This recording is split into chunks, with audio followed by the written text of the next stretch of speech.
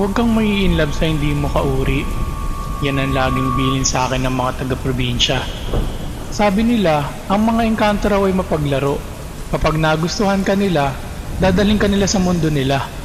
Pero huli na nung nalaman ko, dahil nahulog na ang loob ko kay Samuel. Nakilala ko si Samuel sa tabing ilog, malapit sa aming bukid. Hindi siya taga roon, napakagwapo niya. Ang mga matay tila nagniningning kahit sa dilim. Meron siyang mga balat na maputi na tila gawa sa porselana at boses na malambing na parang musika. Gabi-gabi kaming nagkikita sa ilalim ng dambuhalang puno ng balete. Doon, nag-uusap kami, nagtatawanan at naghahawakan ng kamay habang pinapanood ang mga alon. Para sa akin, siya na ang perpektong lalaki. Mapagmahal, maalaga. Isasama kita sa karian ko, Sinta. Bulong niya sa akin isang gabi habang hinahaplos ang buhok ko.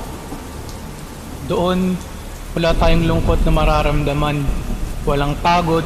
Magkasama tayo habang buhay. Kinilig ako. Sino ba namang hindi gusto makasama ang taong mahal nila habang buhay, di ba? Isang gabi, nagpa siya ang ibigay ang matamis kong oo sa kanya. Nagkita kami sa lumang balete, 12:00 ng gabi. Maalinsangan ng panahon pero napakalamig sa ilalim ng puno. Nakangiti siyang naghihintay sa akin. Hinawakan niya agad ang dalawa kong kamay. Pero sa pagkakataong ito, napansin kong may kakaiba. Ang mga kamay niya ay napakalamig, parang kamay ng bangkay. At ang kanyang mga mata, bagamat nagniningning, ay wala nang kumukurap. Sumama ka na sa akin ngayon, aniya. Ang boses niya ay malambing pa rin, pero may kasunod na itong kakaibang ugong ng hangin. Sige Samuel, kasama ako sa'yo. Sagot ko, bitbit ang tiwala at pagmamahal ko. Ngumiti siya ng malawak, inalikan niya ako sa noo. At sa pagdampi ng labi niya sa balat ko, biglang nagbago ang paligid. Ang buwan na kanina ay maliwanag, ay biglang naglaho.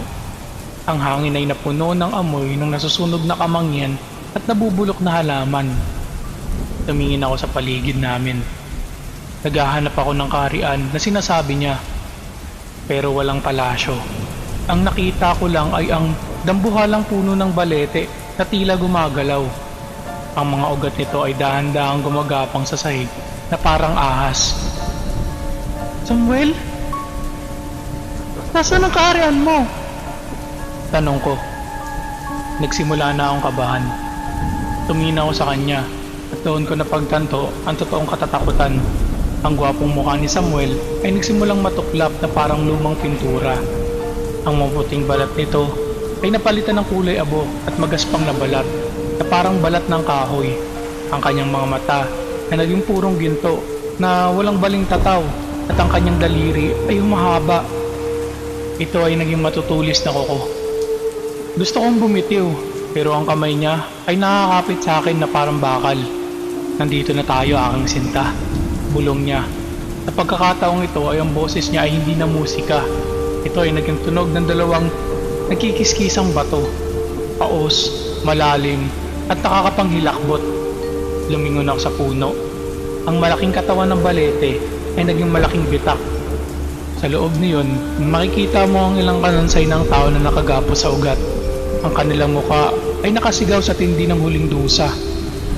Doon ko naintindihan. Ang habang buhay na sinasabi niya ay hindi bilang reyna ng kaharian niya, kundi bilang alay na nakabaon sa loob ng puno upang maging pagkain ng pagmamahal niyang mapanira. Bago ako tuluyang lamunin ng kadiliman ng puno, naramdaman ko ang muli niyang pagyakap sa akin mula sa likod. Habang tinutusok niya ang kanyang mga kuko sa aking balat, narinig ko ang huli niyang bulong, may halong mga lambing. Huwag kang matakot. Magiging magkasama na tayo habang buhay.